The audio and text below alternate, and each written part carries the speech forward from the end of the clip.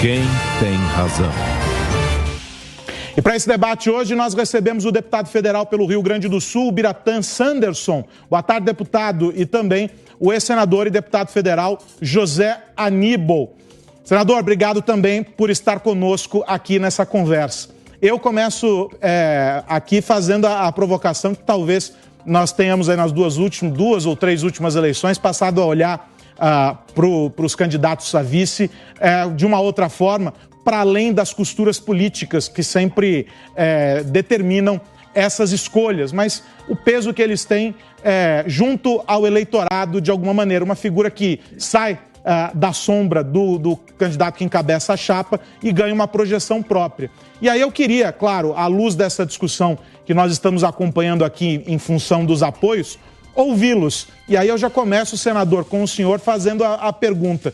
Olhando o cenário que nós estamos vivendo aqui, os vices que estão postos têm condição de fazer algum dos candidatos vencer a eleição?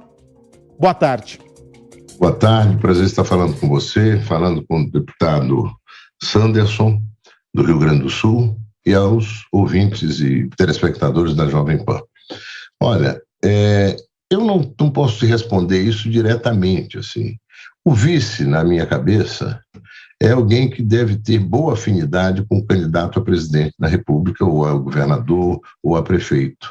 Quer dizer, a ideia é de que o vice, na ausência do titular, quando viaja, ou por outras razões, né, ele possa prosseguir a política que está sendo praticada pelo titular. Afinal, foi o titular que venceu a eleição com as suas propostas, seus projetos, foi ele que teve o voto da população. Mas isso mudou muito no Brasil. Eu quero lembrar aqui do Mário Covas, saudoso Mário Covas. Ele dizia, olha, o vice tem que ser do mesmo partido que o titular, para começar. E mais que isso, tem que ser alguém que tenha convergência de posições com o titular.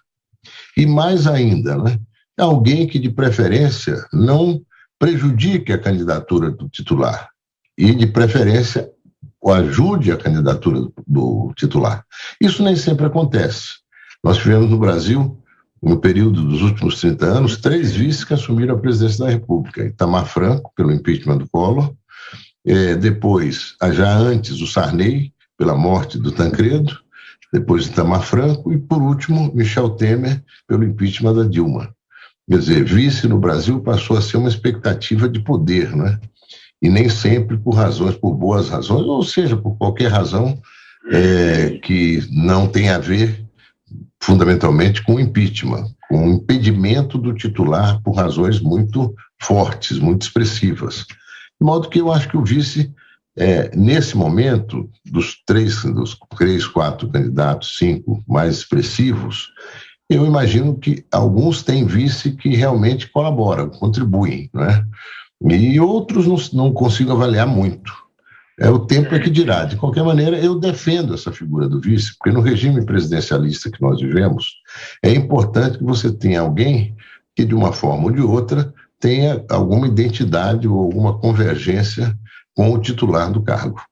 Deputado, o senhor concorda com essa posição que o senador traz aqui, lembrando o ex-governador Mário Covas, de que precisa ser do mesmo partido e ter essa identificação, ou a conveniência de turno, a identificação de momento serve como um ponto favorável para a eleição e esse jogo de interesses vale? Boa tarde, deputado. Boa tarde aos assistentes da Jovem Pan, um abraço ao nosso senador. Estou aqui no interior do Rio Grande do Sul, agora nesse momento em Passo Fundo. Na nossa corrida eleitoral, estamos aí praticamente há uma semana das eleições, no 2 de outubro, e respondendo à pergunta, né, se o vice ajuda ou não a vencer uma eleição, eu digo que a figura do vice não é decisiva para uma eleição, mas é um complemento na decisão do eleitor. Veja, nós temos, todos sabem, eu sou filiado ao PL, sou vice-líder do governo Bolsonaro na Câmara, e nós temos o presidente Bolsonaro no PL e o seu vice, general Braga Neto, também do PL. Já vejo em outras chapas algo diferente. O próprio candidato do PT, ele tem o seu vice um candidato do PSB, né? Que mesmo sendo um partido de esquerda, mas não é da mesma legenda. Então, essas conjugações todas, que buscam muitas vezes, né, mesmo sem grande parecência ideológica, atingir o poder, na minha visão, eu vejo com maus olhos. Acho que precisa ter sim uma relação afinada, tem que haver uma confiança mútua, né? E isso, para mim, é fundamental. Repito, não é decisivo. O eleitor vota no candidato a presidente, né? O vice é complemento, né? Agora, certamente, muitos dos eleitores também olham para o lado e verificam quem é o vice, por exemplo, do presidente Bolsonaro. Eu cito aqui os dois que estão liderando, que estariam ponteando essa corrida eleitoral. Olham quem é o vice do presidente Bolsonaro e quem é o vice de Lula. O vice de Bolsonaro, um homem com uma carreira brilhante nas Forças Armadas, que nunca teve qualquer envolvimento em qualquer escândalo de corrupção, ocupou 2 pastas no governo Bolsonaro, foi ministro da Defesa, foi chefe da Casa Civil.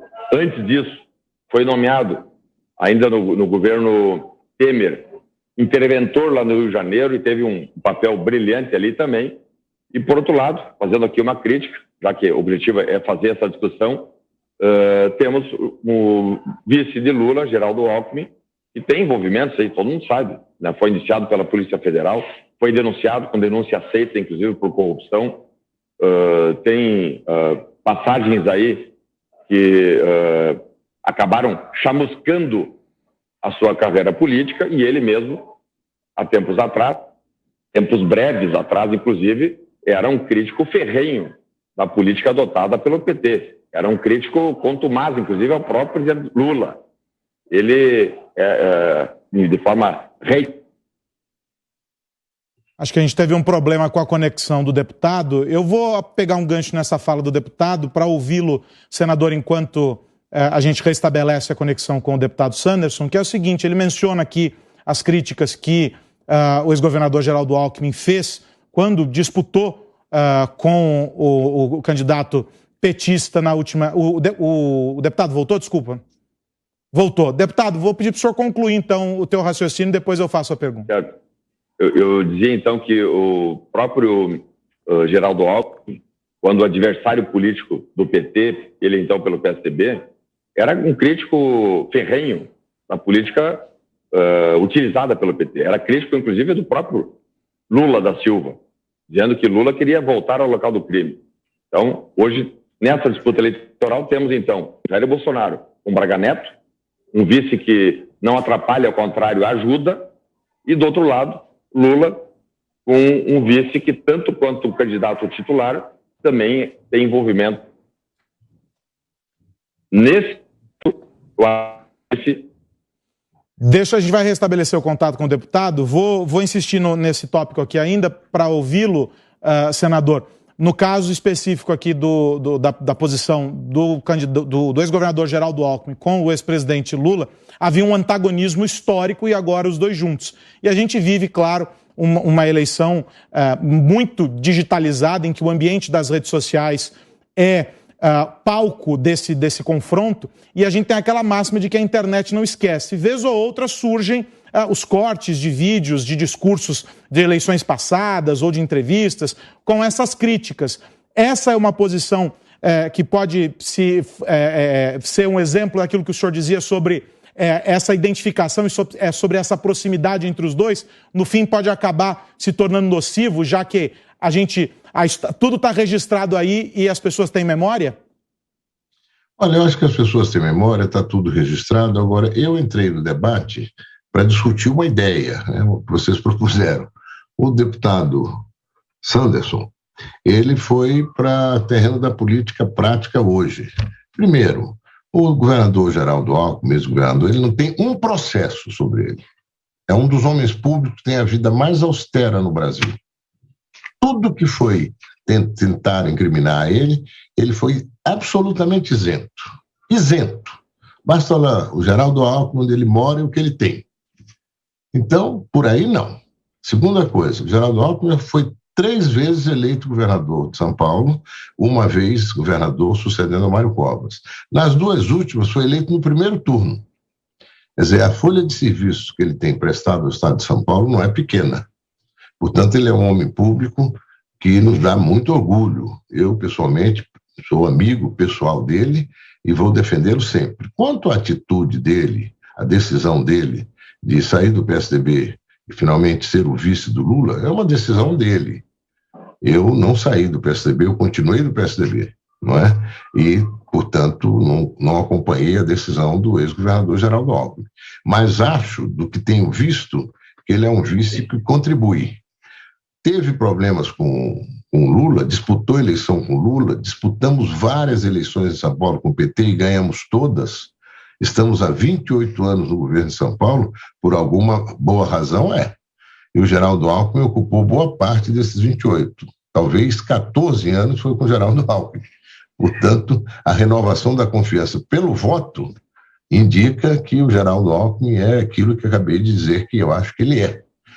Agora, a decisão dele com relação ao Lula foi uma decisão que ele tomou e acho, de tudo que vejo por aí, que ele, com o conhecimento que o Brasil tem dele, ajuda na eleição do Lula. Quer dizer, ele é um vice muito positivo para o candidato Lula. Quanto ao general Braga Neto, não tenho nada contra ele. Não tenho nem a favor nem contra.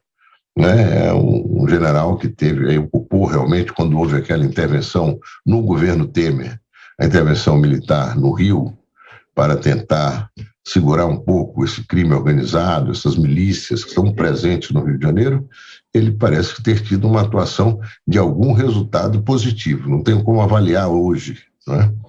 E aí a ideia do vice, que é o que eu queria ter conversado desde o início, ela é essa ideia. O Mário Covas tinha uma posição clara. Vice tem que ser, de preferência, do mesmo partido. No momento que o Mário praticou isso, ele teve o Geraldo como vice no primeiro e no segundo mandato, não havia essa sopa de letras em que se transformou a vida partidária no Brasil. O que significa no Brasil hoje esses 30 partidos políticos que nós temos aí? Praticamente uma dificuldade enorme para o eleitor de, através deles, definir uma posição do ponto de vista eleitoral. O Brasil hoje é um país que se movimenta em torno a lideranças, líderes que encarnam esta ou aquela posição e não partidos. Isso aí nós estamos completamente zerados e desorganizados. Mas, de qualquer maneira, vice, eu gostaria de enfatizar essa ideia. O Mário, que era um homem de conceitos, o Mário Covas, ele dizia, olha, deve ser do mesmo partido. E mais, deve ser de preferência do mesmo partido, fruto de um resultado de composição dentro do partido. Porque a ideia de você ter menos partidos não impede que você tenha tendências diferentes no partido. E essas tendências acabam convergindo em determinados momentos em torno dos objetivos maiores do partido. Foi o que o Mário conseguiu fazer aqui com o Geraldo Alckmin de vice. Enfim, hoje o vice se presta fundamentalmente àquilo, o Sanderson observou isso, a composições políticas. Né? Vai para a mesa de negociações o vice, o candidato a senador, além dos deputados de modo geral, mas o vice e o candidato a senador são objetos, e o candidato a vice-governador também são objetos da negociação. Agora, deputado, nessa linha desse papel do vice, há também um destaque maior para essas figuras no momento em que hoje as pessoas passam a também discutir cada vez mais política e participar de maneira mais ativa. E aí, como o senador ressaltou, ficamos cada vez mais apoiados nessas figuras, nos políticos e não necessariamente nos partidos.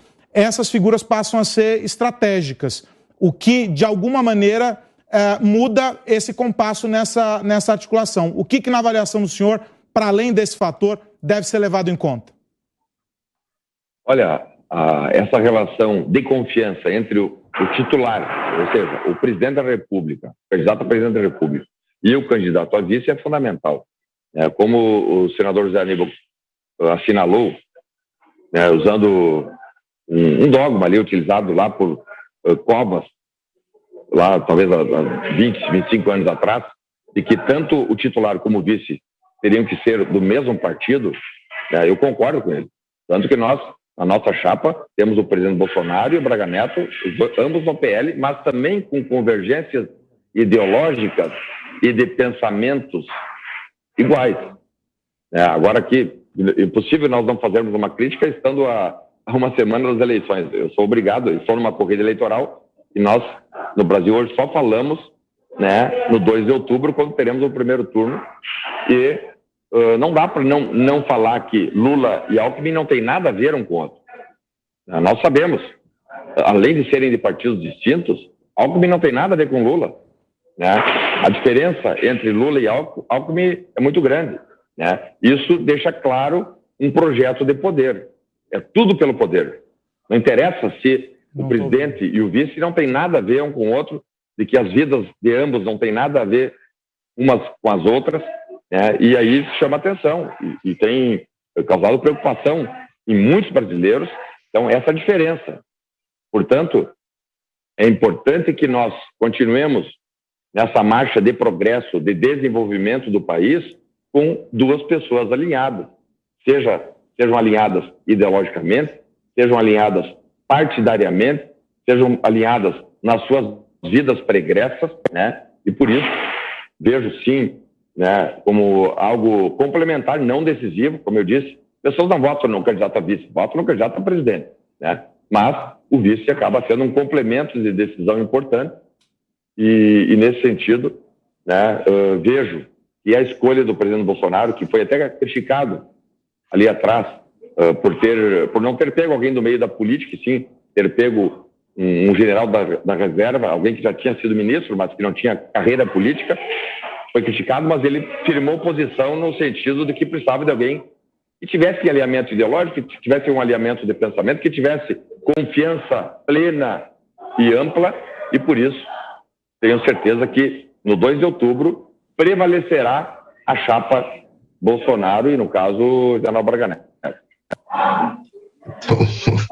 Posso falar? Claro, por favor. Olha, em primeiro lugar, só uma observação: eu não sou candidato a senador. Eu já fui 5 vezes deputado federal e na última eleição fiquei como suplente do senador Serra e assumi durante praticamente 2 anos o mandato de senador. Então isso ficou muito marcado, mas eu sou candidato agora a deputado federal, não a senador. E com relação ao que o Sanderson colocou, eu fiquei observando o seguinte aqui. A tese é boa, mas as circunstâncias que o Brasil vive não são exatamente aquelas mencionadas pelo Sanderson. O Brasil vive uma situação de muita dificuldade. Todo mundo, seja de que tendência for, prevê que o ano que vem nós vamos ter um ano difícil. O Brasil vai ter que ter um ano de recuperação de contas públicas, vai ter que ter um ano de manutenção do auxílio emergencial, porque continua a pobreza e a fome. São fatos objetivos. E isso move a política, né? Então, o entendimento do Geraldo Alckmin, aceitando ser vice do Lula, surpreendeu muita gente. Mas há muita convergência do ponto de vista programático. Os assessores que ajudaram o Geraldo Alckmin nas 2 candidaturas dele à presidência da República, na área econômica, certamente estarão presentes, se o Lula ganhar a eleição, no governo Lula. E o Geraldo passou a ter uma interlocução muito aberta com Lula, não é? É o que a gente observa. E é, inclusive, importante para o PT que isso esteja acontecendo. O Geraldo acrescenta qualidade à candidatura dele do ponto de vista de setores importantes da sociedade que estão aderindo à candidatura do Lula. E pelo que eu vejo nas pesquisas, quem cresce nesse momento final é o Lula, não é o Bolsonaro. Eu tenho visto coisas do Bolsonaro que são meio inacreditáveis. Como é que ele declara que se ele não tivesse 60% dos votos é porque o Tribunal Superior Eleitoral interferiu na apuração? Isso realmente não faz o menor sentido. Essa questão das urnas eletrônicas se tornou um karma para o Bolsonaro e para os seus apoiadores. Acho que mais importante, nós estamos perdendo a oportunidade, é de fazer o debate sobre os desafios que nós temos. Os problemas do Brasil não somos nenhum de nós aqui individualmente. São os desafios que o Brasil tem. Ou o Brasil trabalha essas potencialidades todas que eles têm, em todas as áreas, né?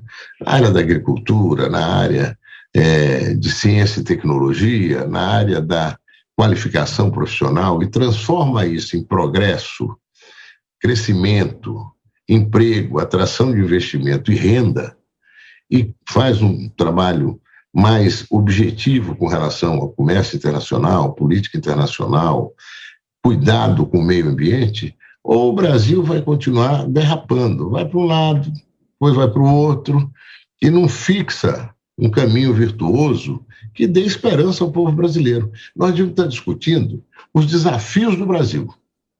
A gente não agora. Agora é uma discussão sobre questão de vice. Mas os candidatos deviam estar com foco grande o que fazer para o Brasil melhorar. Quais são os desafios e como nós pretendemos enfrentá-los. As pessoas que estão nos vendo, acho que uma boa parte delas ainda tem essa expectativa. Mas e daí? Tudo bem. O ano está terminando, vamos eleger um novo presidente da República, e o ano que vem, o que o presidente da República vai fazer? Eu estava vendo uma matéria agora do Zé Trindade, que eu conheço bem de Brasília, desde que cheguei lá em 92, e ele dizendo que o orçamento secreto não vão deixar mexer. Se não mexer no orçamento secreto, se não mexer nessa relação entre o executivo e o parlamento no Brasil, as coisas vão ficar muito difíceis. Esse orçamento secreto hoje, ele é um orçamento capaz de produzir recursos para a boca de urna. Agora mesmo, o presidente desviou 3 bilhões e 800 milhões de reais que nós tínhamos destinado à cultura no Brasil inteiro, foi votado por unanimidade no Senado, eu defendi isso, negociamos com o líder do governo, ele adiou o pagamento disso para 2024 e tirou 1 bilhão e 900 milhões de ciência e tecnologia, juntou esse dinheiro todo, 5 bi 700, e transformou em emendas do orçamento secreto. Eu registrei, isso aí é boca de urna. Quer dizer, não dá, o Brasil tem que ter políticas confiáveis. Votamos, aprovamos na Câmara e no Senado a Lei Paulo Gustavo, 3 bilhões e 800 milhões para a cultura. No Brasil inteiro, proporcionalmente à população, sem nenhuma discriminação. Um setor que sofreu muito durante a pandemia. O governo agora simplesmente disse que não vai pagar e transferiu para 2024. E transformou isso em emenda secreta, orçamento secreto. E ainda tirou dinheiro de ciência e tecnologia. Ou seja, menos verbo e mais ação. E uma ação que inspire confiança na sociedade, nos investidores, naqueles que querem fazer o Brasil crescer. Em função do nosso tempo, 40 segundinhos, deputado, se o senhor quiser comentar essa fala do senador Aníbal. Não, vou marcar os 40. Difícil, né? Respondendo, eu achei que o senhor era candidato ao Senado. Faremos juntos, se Deus quiser, no ano que vem, na Câmara dos Deputados.